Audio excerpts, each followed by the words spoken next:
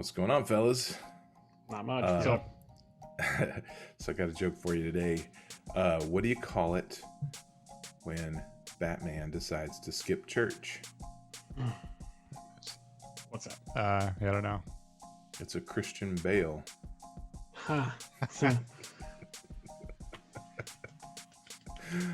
It's funny because I laugh at these a lot before I tell them, and then Yeah. our reactions are so delayed. it's like, Swear to me. Why did you say that joke? that's funny in my head. It was. That is actually a good one.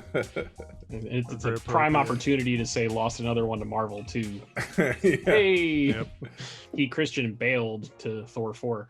he certainly did. Good Yep. stuff. Well, welcome back, everybody, to another episode of the Real Heroes Show. Got Corey, Nick, and Kevin here, and we're gonna try something a little bit different today. We've been doing a lot of pretty much nothing but WandaVision.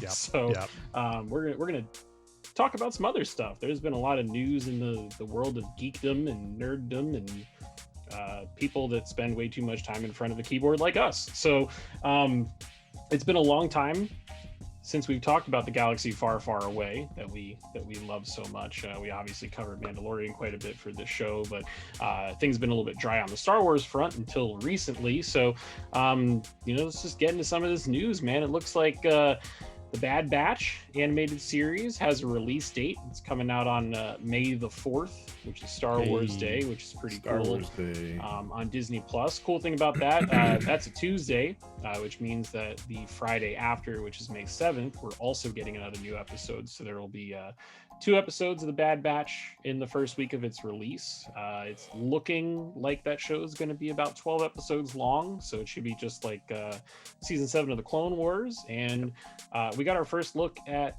Fennec Shand from The Mandalorian in Bad Batch in her animated form without all of her headgear on. So boys, are you excited for this show? You gonna watch the shit out of it or what? Absolutely.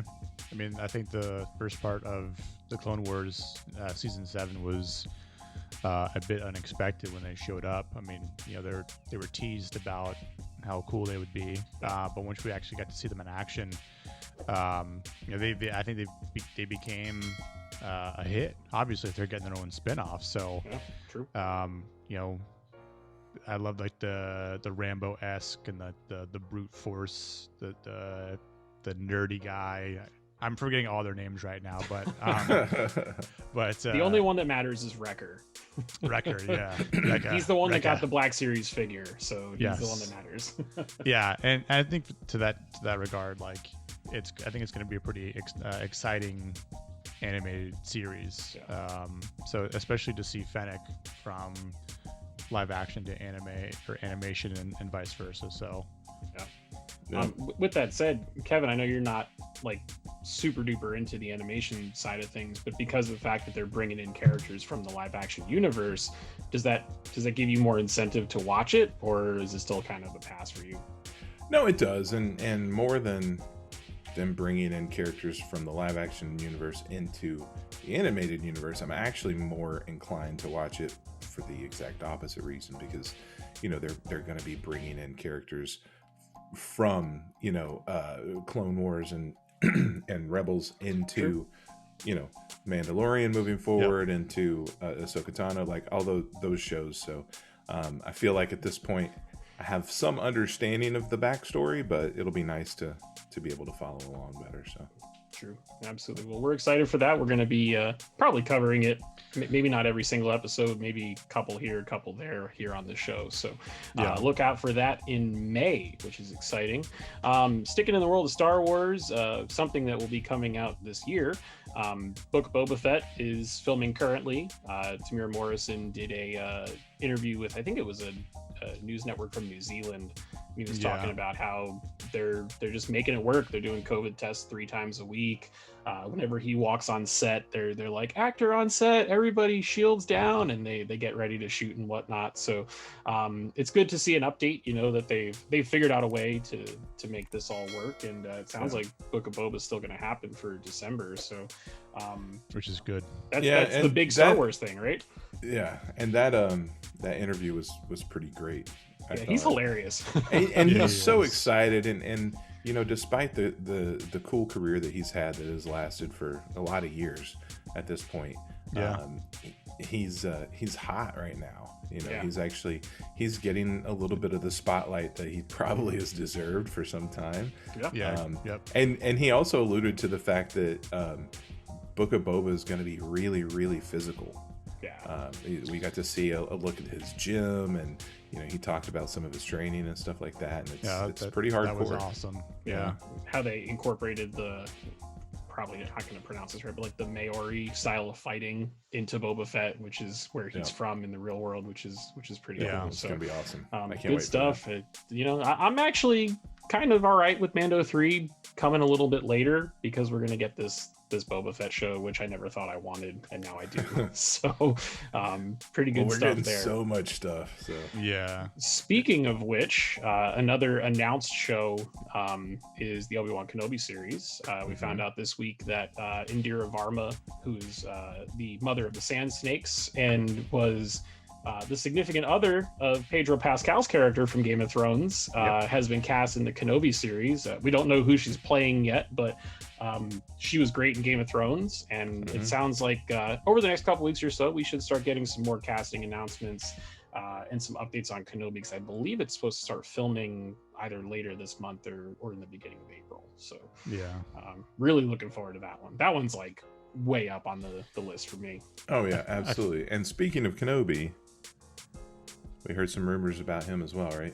Yeah, there's a rumor that he's going to show up in the Cassian Andor show, which that's pretty interesting timeline wise, right? Like, he's going to be older already because of where that takes place. Since it's right before episode 4, right? Right before Rogue One even. Yeah. So by that point, he's already Ben Kenobi. So it'll be kind of cool to see a glimpse of that, maybe build up the hype a little bit more. And I think that's probably the highest of my Star Wars list right now, like prio wise. The Cassian show? No, the Kenobi. Oh, okay. I was gonna say the Yeah. Cassian show. I was pretty jazzed for it, but now that they're saying that he's gonna show up, there's a chance Ahsoka might be in there too. Well, that, and if George Lucas himself is supposedly directing 2 episodes, he hasn't directed anything since episode 3. Like, if it's true, that's big for multiple reasons. Oh yeah, can't always trust IMDb, but if it is right, that is certainly a big deal. So do we know? And I'm sure you guys know this. I just don't remember. Which one comes out first, Cassian Andor or Kenobi? Probably Andor. It's been filming for a while now. That's what I thought. But they should both be next year, 2022. Same year would be pretty cool, I guess. Maybe it would be pretty epic if we got Cassian, Mando 3, Kenobi, and possibly Ahsoka all in the same year. I feel like that'd be too much. I think so. I think it would be like Star Wars sensory overload. Like, not to say like Marvel hasn't done that or isn't doing it this year as an example, but I think it might take away from the spotlight of that, like, because I think even for maybe the marketing for Disney Plus even, or Disney, like, you're also battling a lot of stuff that Marvel is releasing next year. So it's like, I think, who knows? They made a stupid choice back, once already with with Solo and shoehorning that in when they did. So it's like, I mean, hopefully they've learned from that. Hopefully. But it's exciting nonetheless. There's a lot coming, and one show that's a little bit further out is the Rangers of the New Republic show. Obviously they've had to make some personnel changes because of some stuff that's happened here in the real world, but it sounds like there's a high probability that Harrison Dula from Star Wars Rebels might be slotting into the lead character role in that, which if you watch that show, that's a terrific character that was very steeped in the rebellion. So could be fun. Put her with the X-Wing pilot from season 2 of Mando, that's the star of the Kim's Convenience show, and you got yourself a good time there, I think. So maybe Bill Burr. Yeah, there's a chance you might see him pop back up. I don't know. He seems a little pissed off about what went down with Kara, so I'm not sure. Yeah, but he likes money and a job, so he does. That is very true. So I mean, I know it was never really confirmed about that show to begin with. Just again, speculation. But I would almost think that the one X-wing pilot would be sort of leading the helm. Yeah, I think so. In that, right? Like I think so too. He's recruiting people, so if he's got no swing to be handing out like the badges and whatnot, he's probably pretty high ranking. So he's the Wyatt Earp of this bunch. Yeah, pretty much. So I mean, I know there's really not much about that, but yeah. On the flip side, though, the Hera thing perfectly ties in because she has a very detailed history with Thrawn in Rebels. Yeah. And if Thrawn is going to be the overarching bad guy of this whole TV universe, then she'd fit right in there, which is cool. But talking about we talked about some overlap. The too much Star Wars hype. Transitioning out of the Star Wars world, we also got a release date last week for Loki, which is June 11th, which is a little bit of a delay. We were expecting that to come out in May. However, if the Bad Batch is 12 episodes, like we are thinking it's going to be, this will be the first time that we have overlap on Disney Plus between Marvel and Star Wars, which means there will be weekly Marvel and Star Wars content. Yeah. Nuts. Like, to think about that is it's a crazy idea. Yeah. And that show actually premieres 3 days before my birthday in June, so that's a nice little present. That's a hell of a birthday present. Absolutely. There was some leaked T-shirts that had like Loki's character wearing some Time Variance Authority outfits and whatnot too, which looks pretty awesome. So I think that show's gonna be a lot of fun. Oh yeah, absolutely. I think people are sleeping on it. Right now. Absolutely. So, the people that are sleeping on it cannot have possibly seen the trailer. The trailer was awesome. Come on, man. Yeah. Whew. I was sleeping on it before I saw that trailer because I was like, what are they gonna do?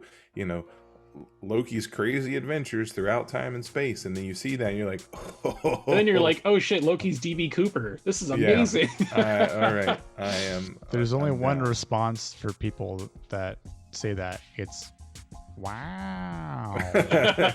Oh wow, yeah, wow. Owen Wilson in the MCU. Oh man, he's bringing everyone in. Crazy stuff. Who wants to be in the MCU today? Owen Wilson, come on down. They kind of have to do that at this point. Yeah, because they're running out of people. They already had Woody Harrelson in there. Why the hell not? Yeah, that's true. Absolutely crazy. But so on the other comic book fence, flipping them from Marvel to DC, the internet's favorite movie, Zack Snyder's Justice League, has been ramping up its marketing. We found out the 6 different chapters of the film, which are as follows. Chapter 1, Don't Count on It, Batman. Chapter 2, The Age of Heroes. Chapter 3, Beloved Mother, Beloved Son. Chapter 4, Change Machine. Chapter 5, All the King's Horses. And Chapter 6, Something Darker. And given that Zack Snyder himself has said that this movie ends on a cliffhanger, Something Darker kind of makes sense. And the internet is probably not going to stop until those additional movies get made. Right, Jens? Yep, absolutely. Yeah. I mean, it's... That's the world we live in right now. It's kind of like Hollywood on demand to a degree.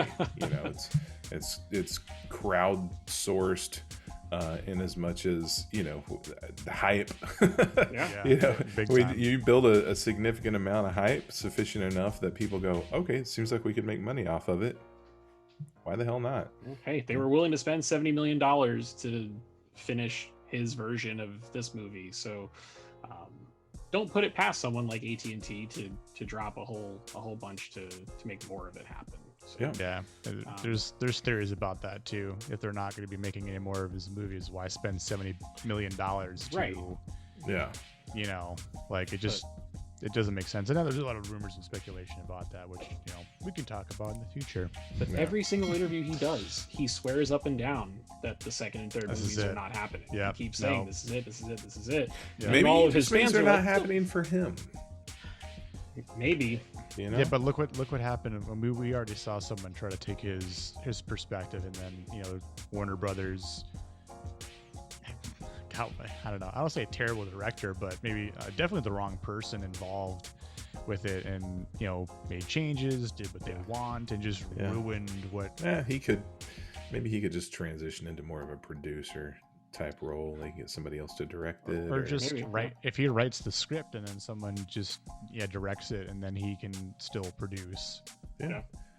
Let Kevin Smith direct a DC movie finally, for fuck's sake. Dude, he's wanted it for years. If he directed it and then just again maybe co-wrote a script with Zack Snyder, I mean, I think that could be pretty interesting.